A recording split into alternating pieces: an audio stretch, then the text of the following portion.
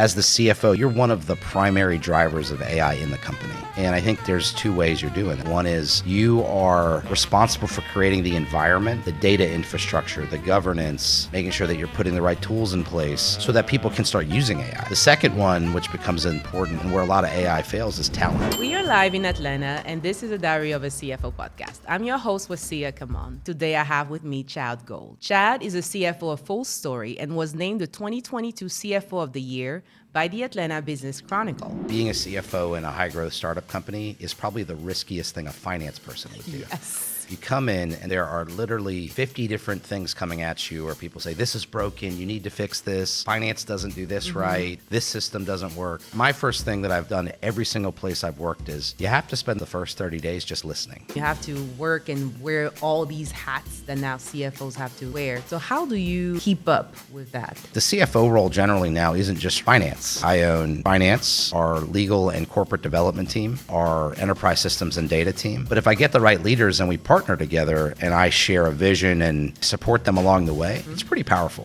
What you said about how the CFO should be leading AI. For most people, they think the CTO, somebody in technology, somebody else is responsible for AI. What would you say needs to shift in that approach? How should leadership team view how to bring AI into an organization? More than $2 trillion in payments flow through Atlanta every year. Yet, most of the business conversation is still centered on places like New York and San Francisco. This is a limited series where I'm sitting down in person with CFOs and senior finance leaders right here in Atlanta. How they build their careers, what's working, what's different about doing it here, so we can get a better understanding of the humans behind the big titles. I'm so happy today I have with me Chad Gold. Chad is a CFO of Fullstory and was named the 2022 CFO of the Year by the Atlanta Business Chronicle. A veteran finance leader with over 20 years of experience, he previously served as CFO at SalesLoft, where he drove 10x growth in enterprise value to over $2.3 billion. And he was the first CFO at G2. With a background on SAP Ariba, the Home Depot, and Ernst Young, Chad combines big systems expertise with high-growth startup agility. He currently leads Fullstory's global strategy, focusing on AI and behavioral data, and how we can turn operational efficiency into measurable business outcomes. So glad to have you here, Chad. Thank you for having me. Oh yeah, I'm so glad we're finally getting to do this in person. That's right, I told you, right? My very first podcast in person, which I think I like this better. Oh, sweet. Yeah. I won't turn red. So first, wanted to hear what brought you to Atlanta. So I actually grew up in Florida, in Gainesville, Florida, and graduated from the University of Florida, go Gators, which is not a welcome thing in Atlanta, but hey. And then, when you graduate from Florida, I majored in finance. And the reality was there's only a few cities you're going to go to. You're going to either stay in Florida and go to Tampa, Orlando, Miami. But honestly, the best place to go is Atlanta. And for me, it was getting a job at Ernst Young that brought me up here over 20 years ago. Wow. And what excited me about the opportunity was with Ernst Young, it was about working in a job in corporate finance. So it wasn't on the accounting side. And I knew that it was going to help me build a great foundation for my career. And then, I met my wife up here. I've had both of my children here. And, this is the longest I've lived any place. So it definitely is my home now. Oh, wow. I'm planning a trip to Florida, so I'm always curious to hear when you have to leave like the ocean and coming back to the humidity of Georgia. What was that transition like? Well, I grew up in Gainesville, Florida, which if you look on a map is north central Florida. Yes. So the humidity is worse there than it is here. Yeah, I was an hour and a half from the ocean. I do miss it, but we go to the beach. It's fine. I think Atlanta, the benefits of Atlanta far outweigh the fact that the beach isn't close by. Oh, tell me more. Like, what's your favorite thing to do here? The fall and the spring in Atlanta are my favorite. Hiking, being outside, just absolutely incredible. There's so many great places to go. The other thing I've seen over the last 20 plus years, the food scene, right, has gotten so good. And I think, you were mentioning you live in Johns Creek, right? I live in Sandy Springs. Even in the local cities, I think the food scene has really picked up. And so, it's a fun place. I know we're both talking about raising families. It's a great place to raise a family too. Oh, yeah. What about career-wise? Like, what do you think has helped you? Because it looked like you built most of your career here, like right after college. Yeah, I think it's a combination of, I started at Ernst Young, like you said, now called EY. Love the job. It was awesome because I built really that foundational, how to build financial models, how to dig into the numbers in a business. But I quickly found that after a couple years, I wasn't actually learning about the operations of the business. And it was luck that I got recruited to go to Home Depot. And when I got recruited, originally it was recruited for what they called their audit leadership program, which was, it was built just like GE's corporate audit staff. Okay. And even more lucky for me was that Carol Tomei was the CFO at Home Depot. And she's now the CEO at UPS. And so I had a front row seat to see what an operational CFO really looked like. And Home Depot gave me exposure to M&A, international business, financial planning and analysis. So I got to really round out my career over 8 years. And then it's been a combination of, I think, where I've worked, but also I have this belief in this term I use called lines, not dots. You meet people across your career, and if you only talk to them when you need something, that's what the dot means. It's like, oh, it's very transactional in nature. And I have this belief that relationships that you build over time is what actually shapes your career. For me, there was a guy that I worked with at Ernst Young out of college that eventually recruited me to Ariba 10 years later. Wow. And we had maintained a relationship that whole time. He had moved to California. He'd moved back to Atlanta. There are people now that I work with at Fullstory that I worked with at Ariba, and then also that I've recruited that I work with at SalesLoft. And so those relationships, that lines, not dots principle has helped to shape, I think, the progression through Atlanta. I love that, and I'm definitely going to use that because so much of how you move at some point of your career is based on relationships and not just your skills. That's right. I totally agree. And if I look, it really wasn't until I went to SalesLoft where I started to recruit people that had worked with me at other places, and now I've done it. I did it at G2. I've now done it at Fullstory. And it's just awesome because, look, there's a reality, which is you spend 80% of your time at work. Yes. If you don't work with people that you enjoy and that you love and care about, it's not as fun as it can be. No, it's actually draining. That's right. It makes such a difference because the work will be the work, but the people you work with can drain you. 100%. I'm curious to hear, because you worked at the Home Depot, EY, what people will see as like very stable, large companies, and then you shifted to startups. What was that transition like? Were you scared in the process? No, it was interesting. I think, first of all, I was lucky that I did that early in my career. And so that built that foundation of strong process, solid foundation in understanding data and how numbers work and how to work with a business. And I think for me, what drove me down to a startup, it was two things. One is my wife will say that being a CFO in a high growth startup company is probably the riskiest thing a finance person would do. Yes. And so it does give me a chance to dabble in that kind of risk reward. But I think more importantly, the thing that I didn't love about the bigger companies was decision velocity. I found when I wanted to change something that it could be stifling. It could take me quarters or even years sometimes to change what I would argue were very simple things. And so when I moved into the SalesLofts of the world, the G2s, the Fullstories, part of it was betting on myself. I said I would rather see the impact of my work and take that risk that I'm going to do the right things. And when I don't, it's okay to acknowledge you make a mistake and change it. And I think in companies like that, you can see the impact. You can look back on a week and see what you've done. You can look and, you can change more in a month than you did in a quarter or a year at a big company. And for me, I find that very energizing. I would rather be in a position to, the phrase I use is make the news, not report it. And I think that high growth companies really put you in a position to do that. Yes, that's true. I will say I too moved between company sizes, and definitely being in a small organization, you do feel the impact of your decision. But that also comes with a lot of pressure because you probably walk into companies and there was no finance and accounting function and you had to build it from the ground up. So tell us about what could be the right playbook when you're in those situations, and what helps you stay grounded.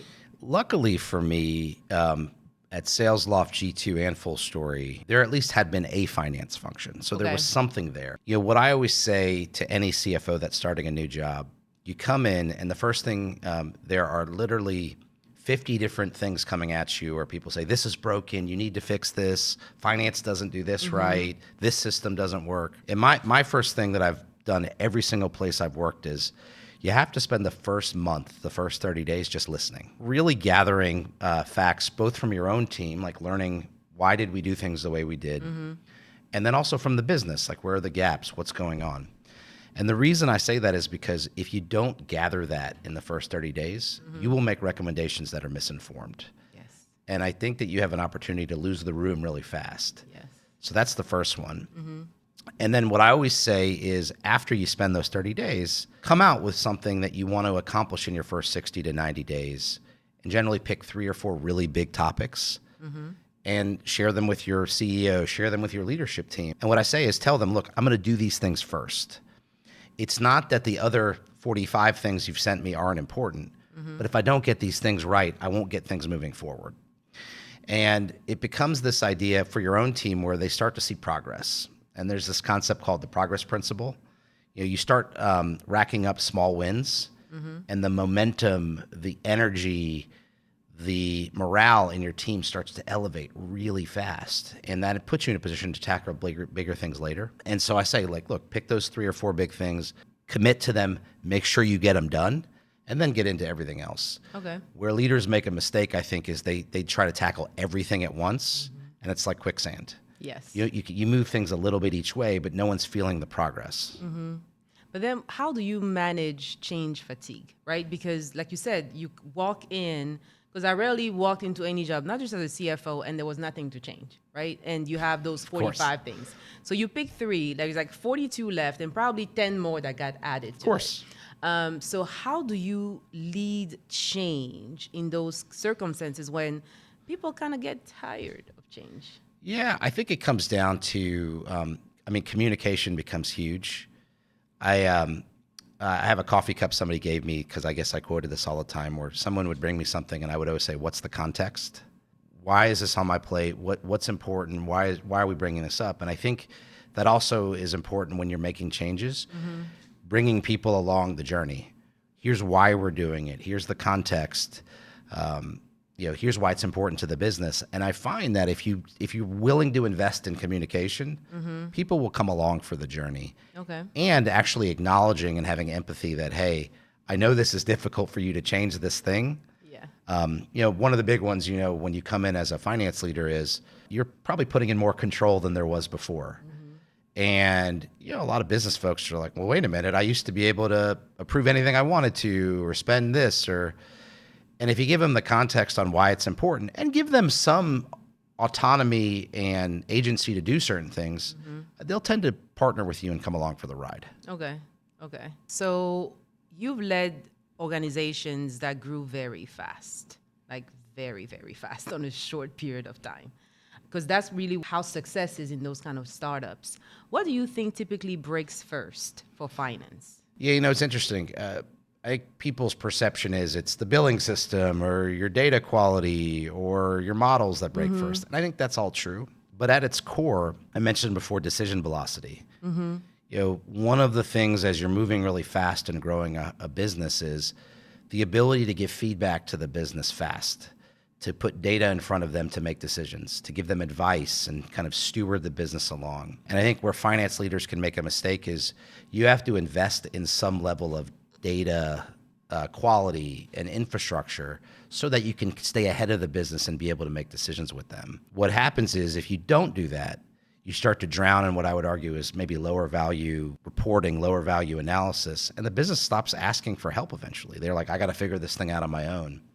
And so you want to stay ahead of them so that they're always coming to you and saying, before I do this, I want to make sure Chad and his team are on board and that they're calling out any gaps, anything that maybe I hadn't thought of. And I think the other thing that becomes important in a high growth company is, in addition to decision velocity, I have this thing I look for in people, which is it's okay to tell the business no, but it should always be a no but. And what I mean by that is like, it's okay to say no, but you need to give them another route to achieve what they want to achieve. Unless, some things are just dumb and they shouldn't do it. But most of the time there's a good idea behind it and you want to be their partner to helping them figure it out. And so saying no, but you can't do that, but here's what you can do. The business feels more empowered. Or sometimes you say yes, I'm okay if you do that, and I need you to do these other things. So no but or yes and, I think helps as you are scaling a high growth business as well. And I like the idea you said about business partnering, right? Because they thinking about how can I bring finance in ahead of time and not after, an afterthought. Because I did a survey not too long ago, and about 200 finance leaders, most of them were CFOs, talking about how finance is brought in after the fact and not like once we already made a decision, we all going it out, you guys make it happen. What are some of the things that have helped you partner better with the business to the point where they said what you just said? What is your team on board with what we're about to do? I mean, I think it comes down to three things. And it's, the first one is you got to build the processes so you could stay ahead of the business. Those are things like, I always say that in finance, you have to answer three questions in order. What happened? Why did it happen? So now what? And if you can't answer them, you go all the way back to the beginning and start with what happened and move through that. And that's a very foundational thing. You have that process so you can get to the so now what? Okay. How do I guide the business? Finance, I have this saying, which is, finance is just the expression of everything that happens in the business and numbers. And so if you build those processes, you have visibility into the operations of the business. You heard me talk about systems and data. Data quality becomes really important. Often you hear the stories all the time about high growth companies, and a very simple metric might have 10 different definitions.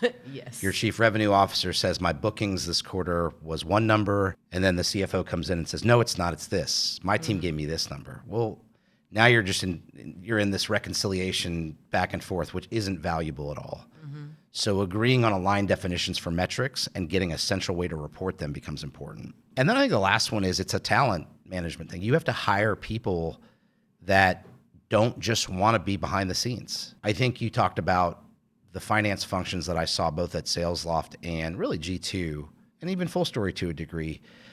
There were elements of those teams that had this hunger to be involved in the business, but in some ways had just been seen as a reporting arm. And what we really wanted to do over time was to transform that into, again, making the news and really driving the business forward. And how do you bring your team along? Because that's a good point. Like you sometimes inherit a team, and that reputation is already there in people's mind that I can't go to them for anything, or they're only doing reporting. I don't see them already as a business partner I should bring in early in my conversation. So when you inherit a team, like how do you go about getting them to the level of efficiency you want them to be when it comes to business partnering? I think, one of the first things you have to do is empower them. One of the biggest challenges is I think finance teams often don't feel like they can push back. They don't feel like they can ask for help. And so I think that's the first one as a leader coming in saying, hey, I'm here to help you. My job is to make you successful. It's amazing just even saying those words, and really then, of course, proving that you're going to do that. It really changes the calculus of a lot of people. Yeah. And I think a lot of folks say, it's like, hey, let's go to some of these conversations together. Why don't you see how I engage with the business? And, more times than not, they're able to come along, and sometimes they're not, and they ultimately decide that maybe that phase of the company, because there's people that are good for certain phases. Yes. They may decide that's not the right phase for them. And then also, I at least at SalesLoft, G2, and now Fullstory, I've been lucky enough to bring in leaders who I've worked with before who have the same mindset that I do. And so they help me to drive that across the team. And back to the relationships again and how you're able to bring people along. So I'm curious though, on the personal side, like what's difficult about leading in those period of change, right? Because you come in, there's not necessarily everything you wanted, like things are not how you will want them to be. And you have to be patient with yourself, and you have to work and wear all these hats that now CFOs have to wear. So how do you keep up with that? I mean, I think it's a couple things. One is I tell people all the time when I'm mentoring other CFOs, you have to stay calm. There's this view that if the CFO is nervous or frazzled, that everybody's frazzled, right? It's just a part of the job. And so I think that's the first one is like being calm, being patient, as you say, but more importantly, that incremental progress that I told you about. I do think it's important for you to be patient, but to start stacking up small wins. And this is more of I say this all the time, that I've made enough mistakes across my career that I know how to do things the right way now the first time. And so they're just areas that you generally see that are easier to tackle when you come in, and when your team sees that you can make a small change. That might be a change like a definition of metrics where you just grab the business and align on something and you all get to the same place. And now you've eliminated all of the back and forth. Or, it's an analysis where there's a big decision like what segment should we be in? Who is our ideal customer profile? And you raise your hand and say, my team's going to lead this analysis, and you have your team do it. And they start to see it and they start to get excited. And so, part of your job is being a bit of a cheerleader and building up the morale of your team. Mm-hmm. And then I do think you made a comment, which is wearing all these hats. Look, the CFO role generally now isn't just owning finance. Oh, gosh. So at Fullstory, I own finance. I have our legal and corporate development team. Mm-hmm. I have our enterprise systems and data team. And I love that because I've got awesome leaders underneath me, and I actually see a lot of power in having all those functions work together because they're all working on very similar things and they can multiply each other's work. Mm-hmm. But as a CFO, you have to be okay that, I'm not the domain expert in legal. Mm-hmm. I'm not the domain expert. I'm definitely not the domain expert in IT and systems. Uh-huh. But if I get the right leaders and we partner together and I share a vision and then I support them along the way, it's pretty powerful. It is. And because at ACE, I have HR, like, other stuff. They want to give me other stuff, and I'm like, no English. Like, don't even try. Yeah. So what's your go-to approach to hire those leaders that are not in your primary function, right? Because you have to coach, for example, the person in IT, or go and hire somebody to help you with legal. And that was not, for example, your expertise. I realize a lot of people don't feel comfortable necessarily with that, or don't know how to go about it. Just like you have CFOs that come from an FP&A background, and now they have to lead a controller who comes from a very technical accounting background. Like, what are your go-to moves when you come to that? What are you looking for in that candidate? How do you coach and manage them once they're on board? You have to be intellectually honest that you don't know all that. Like, I'm not an accountant by nature, so I've got an awesome controller at Fullstory. I've been lucky to have really strong controllers at all of my companies. Either I've hired them or they've been there. And I think that applies to all the functions. Even just acknowledging first, hey, I'm not the expert here, but here's what I want to, here's my vision, and bringing them along the journey back to the context. Yeah. It's pretty powerful. And I think that, if you hiring in those functions, it's not about getting into the really super technical details. You and I know enough to be dangerous in all of the different areas, just to know what's important. But it's about finding people. I think all of those functions can have an element of this: make the news, not report it. Yeah. So you want to find leaders that feel empowered, that don't just let things happen to them. They want to come in and they want to drive the business and they want to partner, and they also view the business as their customer. And I think if you get like-minded people, not necessarily that all have the same personality, you don't have to have that, but I think people that at least view their functions as ways to supercharge the business, you can move things forward. Yeah, and I like what you said here. It's that mindset, right? Because you can only train people on technical skills so much. Right. And now you are working at Fullstory. You guys are at the forefront of AI. Curious to hear, what do you think are some trends that finance and accounting professionals should think about, as we approach our career? Because, like you said, you're hiring your leaders not based on, do you know how to code, right? Because that's low level. At your level, you're looking for, do you have the vision? Do you have the drive? Yeah. What about finance and accounting professionals in general and what AI is bringing to the scene? First of all, I think the CFO role is evolving because of that. And if you really think about it, as the CFO, you're one of the primary drivers of AI in the company. And I think there's two ways you're doing that, right? One is you are responsible for creating the environment, the data infrastructure, the governance, making sure that you're putting the right tools in place so that people can start using AI. I think that's one of the things. And I think that's where a lot of things fail. The second one, which becomes important, is, and where a lot of AI fails, is talent. You want to bring in people either that have a vision or have worked with some of these tools before.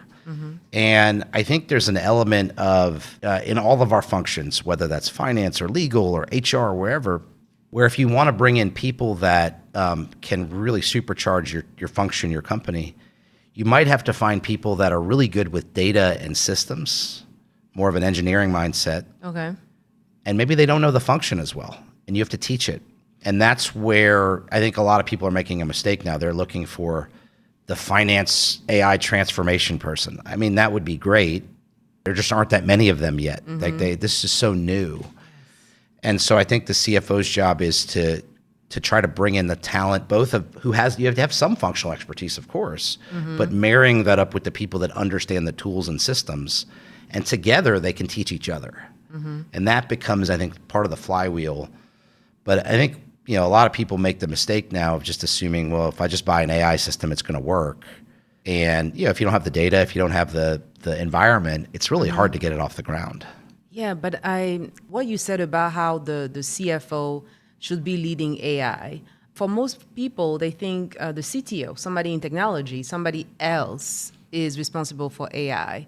Like, what would you say needs to shift in that approach? Like, how should CFOs, how should leadership team view how to bring AI, as a group project into an organization? Well, I think, your CTO comment, if you really think about it, that's for what you're bringing to market for your customers. And that's still really, look, at the end of the day, that's the most important thing. Are you positioning your company to be critical infrastructure for AI in the future? And that's really what we're focused on at Fullstory. And so our chief product and technology officer is laser focused on how we continue to unlock behavioral data for AI for our customers, full stop. Internal operations, when it comes to how you apply AI to drive efficiency, decision velocity in a company, that's squarely in the CFO office. Generally, more times than not, the CFO is owning IT, at least in smaller companies.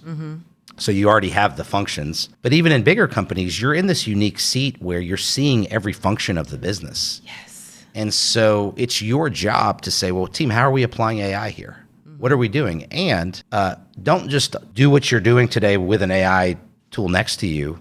How are you rethinking how you work? What do you need to rethink how you work? And I think the CFO is in a unique position to ask those questions. And so I view that as part of the responsibility for sure. And I think that's part of our mandate pretty much forever going forward. Yeah, it's just that thing that, whatever doesn't really belong anywhere ends up on the CFO lap. What is it? The phrase is like, if no one owns it, finance owns it, right? Yes. It's just, that's the reality. But I think with AI, I think there are a lot of people that want to raise their hand, but they don't know where to start. The CFO you can invite yourself to any party in the company. Yes. And if you've now earned the right, if you've done the work to say, hey, I want to be involved in the operations of the business, and you've really shown that you can, people will bring you in and they'll say, hey, and I think the other thing I would say, one of the things I love and appreciate about the CFO network is we're really good at talking to each other. And so I've got a network of a bunch of CFOs that I can bounce ideas off of. And so when I'm having those business conversations in engineering, I don't know engineering, of course I don't code, but I have talked to 10 CFOs who are all thinking about how do I help enable engineering to leverage AI? And I think that's part of your role is to help find that network effect of, look, we all are learning at the same time. The more we can knowledge share, the faster we can move. Yes, and I like your idea of having that network of CFOs. That really helped me. I remember when I was VP of Finance and Accounting, I started working with an executive coach, and she was asking me about my goal. I said, I want to become a CFO one day. And she said, how many CFO friends do you have? And I was like, none. But it does make a difference in how we stretch your thinking, and when you're in those moments, how you're able to bounce off ideas and get that feedback. So what prompted you to actually be more intentional about having CFO friends? I think some of it's luck, honestly. So if I go back to Ariba and I look at the team I worked on there's like 8 of us who are all CFOs of software companies now. And so just the fact we were all on the same finance team at one point. And so we've all stayed in touch over the years. I've also been lucky enough to, if I look at my team at SalesLoft, 3 of my 4 direct reports are now CFOs of other companies. And I don't think it has anything to do with me, but it just has to do with, the environment that we created there that they then could grow into that next role.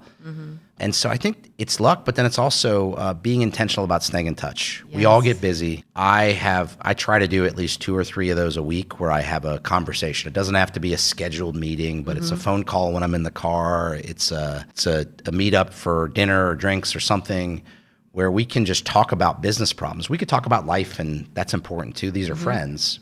But also you get a chance to really talk about what are you seeing about like one of the big topics right now, I think that's everybody is trying to figure out is there is this ongoing move from subscription pricing to consumption. Yes. I mean, it's every other LinkedIn post is about this. There are very few finance leaders that truly understand how to do it. And so the more you can talk to CFOs who are dealing with that right now, the more you can get ideas. And the best ones, at least the ones I'm lucky, the ones that I get to talk to often are willing to say, hey, here's something I messed up. Here's something I would recommend not doing. That's just as powerful as here's what you should do. Yes. Oh gosh. Yes.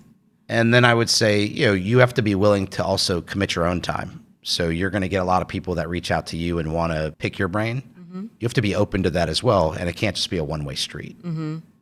Yeah, I like what you just said about you see it in your feed on LinkedIn, but it doesn't mean that it comes from people who are actually doing it. Correct. Right? Because that's the thing with AI too. I mean, anybody can be an expert in something. And that's why I value like this, the kind of conversation we're having. So curious to hear from what you learned already about moving from that subscription business to consumption, because to me it's like scary. Yeah. Because it's like with a subscription, I can control my cost because I know that every month if I do XYZ or have this or this option, my cost will be X. When you move to consumption, it's different. So curious to hear what you heard on that topic. It's interesting. First of all, no one's quite figured it out yet. The companies that are on the cutting edge, the Anthropics, the OpenAIs, and all these companies that are working around them that are true consumption businesses, they're moving so fast that they too are trying to figure it out. But there's an underlying motion that has to be created with that. And it's this idea that most of these companies start as PLG, so product-led growth. You can't send salespeople. It's very hard to send salespeople to go sell a consumption product off the bat. But having a setup where customers can start using it and it's very low friction. It may be for free or it may be for a very low cost. You have to have that motion where you can get the customers hooked. Yes. And you start to see the usage go up and up and up. And there needs to be a play that you run, and there's no tried and true method, but I think companies have proven this works, where at some point as their consumption is going up, you can introduce a salesperson that can say, hey, why don't you commit to a certain level and I can save you money on the cost. And so you start to see that there is a reality, which is even though they're consumption businesses, underlying the business is still a substantial portion of committed revenue. Yes. And committed revenue and subscription revenue are the same thing. True. And so, but it's that fear that people say, well, it's all going to be variable and it's going to be all over the place. And like, there is some of that for sure, but it's understanding that life cycle from initial sale, low friction, probably low value up front, but then having the monitoring and the mechanisms on the back end to say, hey, these are good customers who are really using our product and are growing with us fast. These would be people who would be primed for a commitment. If you look at some of the biggest companies like that was the model that Snowflake employed, and it works. Yeah, I mean, I'm hooked on like 3 or 4 tools. Yeah. Waiting to see what changes as it moves to a consumption model. But then internally, like when you think about the resources your team may be using when you bring on a AI-empowered tool, like how do you measure success? It's a great question. And I can't say I have the best answer for you right now. I think it depends on what it is. If you look at AI today, there's really a continuum. On one end, there are purpose-built solutions that are already built in the market. Like we just bought an AI close tool so we can agentify close. I have this mandate for my team. They've been amazing. They've moved our close process down by 50% in a year. Ooh. And I asked them to do Let's talk after the show. And I've asked them to do another 50% this year. Wow. And you're starting to get down to just a handful of days. And they're embracing it. And so they went and found an AI close tool that can help them to do that. That's purpose-built. And you're not going to get a competitive advantage by building that on your own. Yes. There are a lot of tools like that where you should be looking at what are good AI tools that make sense to plug into the business. And then there are the things that are more internal to your company. How you democratize data, how you implement your customers, how you research and go to market. A lot of those tools you have to build. And the beauty is with tools like Anthropic and OpenAI, everybody can be builders now. back to you have to create the environment for that to be safe, I think is important. And so I think your job as a CFO is to challenge the team on when does it make sense to buy something? When is it good to build it? And there's not a great answer right now on each, but you can start to say, okay, well, for each thing that I'm investing in, what outcome do I want? If it's, processing of transactions, zero touch, right? How many of my transactions are not being touched? You can measure that. Fine. If it's reporting, you almost have to set a baseline. Hey team, let's try to figure out how much time we're spending on X task. And then once we can try to measure it as best we can, it's not a science project, but just trying to come up with something. You then can say, okay, well, now that we have a baseline of measurement, what do we think can happen when we put in AI? And you start to measure against that baseline. I think the real problem is a lot of times people don't set the baseline first, so they don't know. And I do think it's your job as a CFO to challenge your team, the business, to say, hey, I'm okay. I want to invest in AI tools and I want to free up money to do that. But if you're not careful, you now have just another cost without people signing up for incremental benefits. Yes. And so your job is to constantly push on, okay, well, what's the return on that? And it's probably also, they're probably not going to use it, right? Because if they're detached from it, it's like, eh. True, for sure. And then the other challenge is that, some people today are saying, well, I'm going to measure what's called token usage. So with the big LLMs like Anthropic, you can see how much people are spending using the tool. Well, just because somebody spent $1,000 in tokens this month, is that a good thing? I mean, they're using it. That's great. So it's greater than zero, thumbs up. But what did they use that $1,000 for? And so I think, again, you've just got to be having ongoing conversations and measurements. Say, okay, well, we know who's using the tools. What are they using it for? And then what are we getting as a business? And it doesn't have to be perfect, because right now the world is changing so fast. If you try to measure too much, you slow down the business too. And so there's a tension that you've got to manage. Yeah, and I'm curious to hear, before you give me more tips on that, about your team and how they were able to use AI to cut down close by 50%. Like, what are some of the things they did, or systems or tools they used? And so I would even argue the first 50% was them just rethinking processes and using AI. And I'll give you some examples of what I would call like early wins on AI. That was number one. The tool that I mentioned to you, we just bought. Okay. And so that's the next 50%. Okay. But things that they've done that I just find very powerful, and it's more about freeing up time to move faster. So one example is we built this tool we call it the SEC agent. Okay. And so you think about when you own revenue accounting in a software company, everybody's bringing deals to you and saying, is there a revenue impact of this? Is this okay? Is it not? Well, the accounting pronouncements are hundreds of pages long. Right? And it's just painful. It is painful. So what our team did, and again, this is back to getting the opportunity to own functions that can work together. Our enterprise system and data team built them an agent called SEC agent, where we uploaded all of the accounting guidance, all of this detail, and trained this agent. So now we can just upload a contract and say, hey, what are the implications of this? And you're talking about hours of work from each contract now just being removed immediately. That's one example. The other one, which is one that's brand new, is as a CFO, one of the things I've always asked for in the 10 plus years I've been standalone CFO is I want daily cash reporting. And people would say, gosh, that feels like overkill. But I always say, if you can't get anything right, get cash right. Yes, please. Pay me, pay people, pay vendors. Yeah, you see inflows, outflows. Yeah. And when I first came on board at Fullstory, the team was like, oh, that's going to take us some time. And they built it, and it was great. And it took somebody maybe an hour a day to build or something. My controller, who is very AI forward, went and built an agent on his own, back to everybody can be builders, that we can just download the data from the bank, send it through Claude, and we have enterprise Claude, so safe data, again, back to creating an environment where you're okay to share it. And Claude automatically updates a report and sends a Slack message to a group of us with the daily cash update. You've now taken an hour to 2 hours of work a day and turned it into like 5 minutes. Wow. And that's just an example of ways you can leverage AI in your day-to-day to free up your time to do other things. And part of it is you almost have to free up your time to then think about what you're going to do next, because the technology is moving so fast. Yes. Thank you so much for sharing this great example, and how you said is rethinking work, right? Because I feel like sometimes our teams, ourselves, could be so much in the weed, we don't have time to rethink. So we go, but there's never that time to truly pause and even say, yes, that's the way it's always been done. Now what?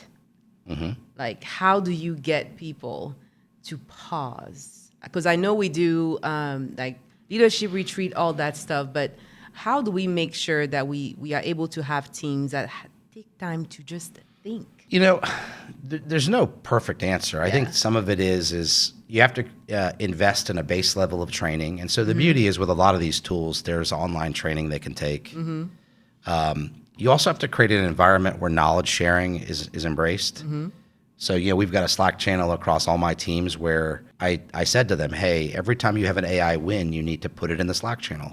Oh, nice. Because that just unlocks people's thinking. And I think it's not that people don't want to do it. I believe everybody has well intentions, but it's more about like they just don't know where to start. And a lot of times they'll hear an example of something that somebody did and they're like, wait a minute, I have this other thing that looks just like that. I can use AI for that. And then I think the main thing you start with is like, what are the things that you do, the more rote manual tasks that you just know are ripe for automation? And automation used to sound like stitching systems together and things like that, but that was before AI. Now it's like, hey, how do I build an agent to take a process that I do all the time and just have it do it over and over again? And do it in a way where I can audit the results, because you can't just, we're in finance, right? Accuracy is paramount. Yep. How do you create an environment with AI where it can do the automation, but you have the audit trail on the back end to be able to make sure it's doing things right?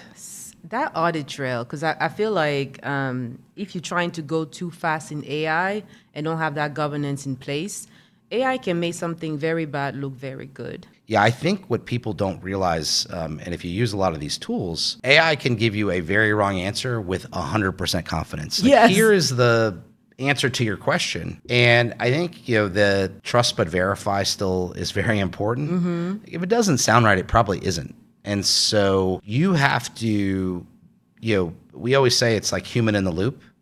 Even if you're having AI do something, there are ways to create audit trails, whether it's you're having AI analyze something and you say, okay, walk me step by step through your process. Create me, now with it integrating into spreadsheets, you can say to AI, create multiple spreadsheets that walk me through the formulas of what you've calculated. Or if AI is coding things for you, which it can do, you can say to it, hey, I need you to walk me through step by step what this code is telling me, and recognize I don't understand Python or SQL or whatever it is. It will do that for you. You have to ask. And I think that's where you have to be willing to take that next step to say, okay, I'm not sure I understand where you got that answer from. Walk me through your thought process. It'll converse with you that way. And I think that's where a lot of the work is going in right now, is that there are a lot of leaders that are sharing tips and tricks on how to create that audit trail. But you can't just ask it a question and just assume it's right. Yes. The other thing I find really important, and I think this is, again, back to the CFO mandate, is data quality. If you just unleash AI on source systems, like you connect AI to your CRM Salesforce instance or to Slack or to something, AI won't necessarily give you back a great answer. It can be garbled. You have to create a data layer. A lot of people refer to this as a semantic layer, but a layer that sits in between your source systems and AI, where you define business definitions. You and your chief revenue officer likely have the same definition for bookings or ARR, or annual recurring revenue. Well, let's embed that definition in a layer that sits between AI and your source system. And you do that so that when everybody is using AI to ask a question, they're getting back the same answer. And I think that's the thing people don't realize, is that AI the term is probabilistic, but it's not great at math. And so you have to create that safety mechanism where you can ask it questions all day long and it's going to go to the right source to get the right data. And I think that's where a lot of companies are learning the hard way now. It's like, I have to invest in those layers of data first in order to then unlock AI for my company. Yes. And where do you think, because you mentioned that a lot, people don't know where to start. So if I was a CFO today and I want to start bringing AI in my function to make it more efficient, to reduce my month-end close process, to improve my board reporting, where should I start? I think you have to start with the easiest tasks, honestly. What are the things that your team is spending a lot of time on today that are manual in nature, that are repetitive? Start with those things. Okay. And you're not doing it, I think there's this view that you're doing it to eliminate headcount or cut down finance jobs. one day that might be the result. That's not the goal. The goal is to free up people's time to then work on more value-added things. So you have to start there. You have to ask people to, like, let's all go assess what we're working on today and raise our hands and say, here's where I think AI could help me. And you start. That's one place. And then I think the other place is partner, whether you own IT or you partner with your IT and data team. How are we creating that data infrastructure so that we can put information closer to the business? And back to my comment about benchmarking with other CFOs, I had a call with another CFO where I shared with him one tool we were using, which he got excited about, and he shared with me that they had created chatbots for every function of their business. There was a legal chatbot, an HR chatbot, a go-to-market chatbot. And you and I immediately would say, oh my gosh, how do we know those are right? Yeah, HR chatbot, giving people salary, like.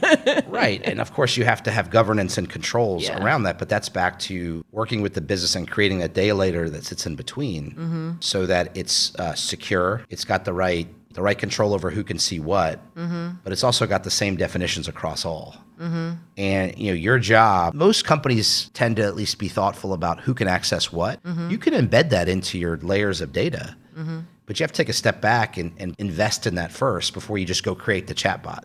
Because then what happens is you create the chatbot, either it gives back bad information, scary, or even worse, maybe it gives back good information, but it gives it to the wrong person. Yes. And I think the mistake that a lot of CFOs make today is they start with probably the more complicated tasks. Like you see on LinkedIn, we talked about LinkedIn before. Every other post is, oh, let me tell you how I used AI to automate all my board reporting. That's great. And that should be a great goal to have. First of all, you're probably not doing that much board reporting. And second of all, that can be more complicated. And if you haven't nailed the data piece on the front end, trying to do all your board reporting is going to be pretty tough. And so I think investing in the, back to what are the easiest tasks I can tackle first, and then how am I investing in that data infrastructure to make AI successful? I think if you do those two things, you can build upon that from there. Okay. I love what you're sharing now, and I'm curious to hear, since you're a CFO at an AI company, like how has it changed your view of the world? Right? Because you see it so much. Like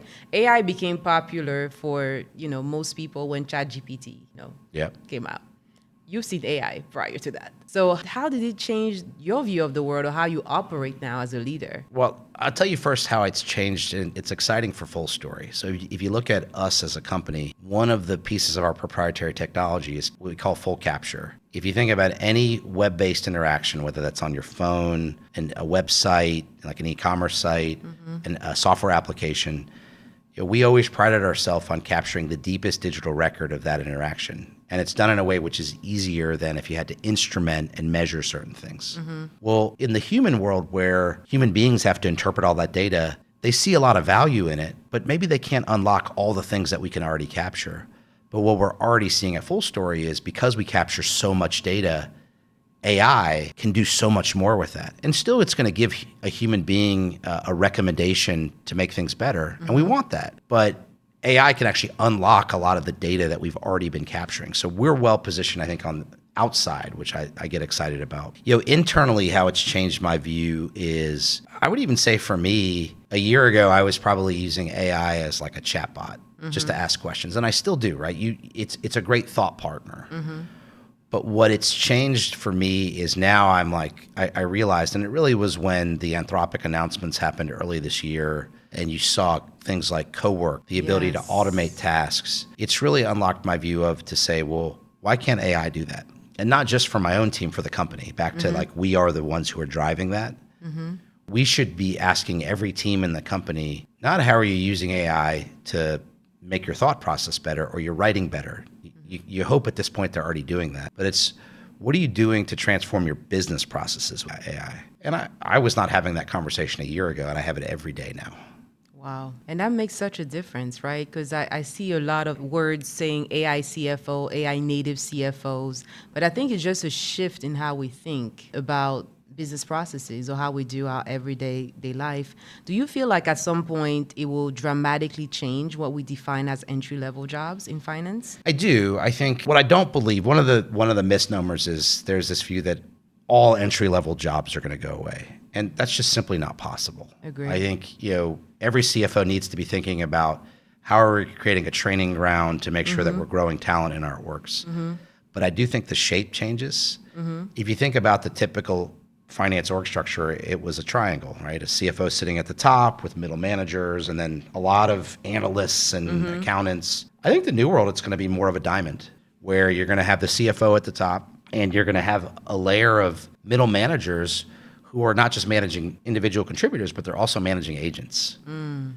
And you'll still have some of the entry-level folks on the flip side. So I think what's going to change is the people that you're looking for now that come in as entry-level need to have used AI in some way. If you hire an accountant, I still think that's important to have functional expertise, but hey, tell me how you're using AI in your job today. Because you want to bring those people in who are going to be willing to look at all your processes and say, hey, there's a better way to do this. Yes. And I like the idea of a diamond shape.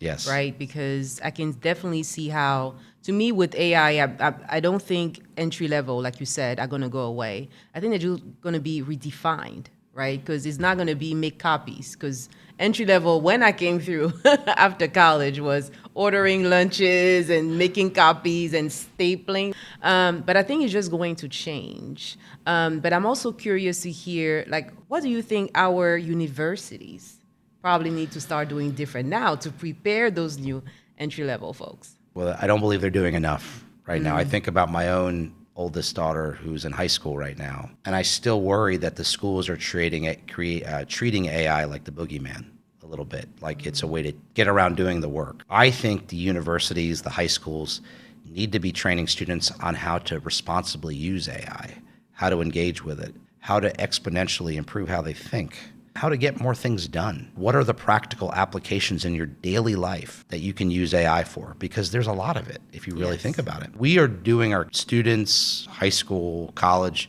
a disservice if we're not teaching them that. And my hope is, it's not just taking an AI class. That's great, and you need that. But I think it's about every single discipline needs to be thinking about, here are the applications of AI in medicine. Here are the applications of AI in finance. Here are the applications of AI in engineering. All of those things need to be taught so that when students graduate, they come out with a set of skills where it's not so scary to them anymore. I haven't done a lot of research on this, but at least from what I can see, what's in front of me, I don't think we're doing enough of that yet. Yeah, I agree. I know 20-something years ago when I graduated from college, I didn't feel ready for the workforce. But then I don't feel like the university system has improved much, especially when we look at AI today. So it's always fascinating to me to understand, more about what are we doing for that next generation of finance and accounting professionals. That's right. Yeah, I mean, everybody said on-the-job learning. And look, there's always going to be some of that. Yeah. And I think that now you go back to when you and I were in university, there was a class on Microsoft Office. Yes. And that was important. You couldn't even start your job if you didn't know how to use Microsoft Office. AI needs to be viewed the same way. You can't start your job until you know how to use AI responsibly to engage in your base level of work. It should be one of the first systems you're setting up when you start your new job. So cool. So I'm curious to hear my last question for you. When you look down at your career, what advice would you give your 20-year-old self? So I think I learned a lesson the hard way. It was during my time at Home Depot that I've carried with me to this day. So I was really fortunate. Right out of school, EY, got some promotions, went to Home Depot, was in the right position and saw some promotions pretty early in my career. And then I hit a level, and I stayed at that level for a while. I don't remember, 4 or 5 years, whatever it was. And I started to define my success by my titles almost. And I remember it started to then get into how I was operating as a finance leader. And I remember I was working on this really important project, and I had made a mistake. This was still at Home Depot. And I remember that late that night, my boss sat me down, and he drew something on the board that I still use today. He drew a set of stairs, and then he drew a line from the bottom step to the top step. And he said, you are so focused on defining your success and your growth by the bottom step to the top, titles and growth. You're missing all of these incremental things you're learning at each step along the way. He's like, if you would reframe your success around all the incremental knowledge and experiences you're getting, the big steps will happen. And, that was, I think I was almost 10 years into my career when I learned that lesson. I wish I knew that coming out. So that is advice I give people now all day long. I'm like, focus on the incremental learning and growth that you can get. raise your hand for those challenging opportunities. The bigger growth, the titles and all those things, like they'll happen. But it can't happen at the expense of investing in those steps along the way. Wow, very true. Well, thank you so much, Chad, for being on the show. I learned so much. Definitely want to chat more about your close process because mine needs AI agents and more in prayer. Yeah. Well, Thank you so much. I love what you're doing for the CFO community in Atlanta, and just honored to be here. Thank you. Thank you.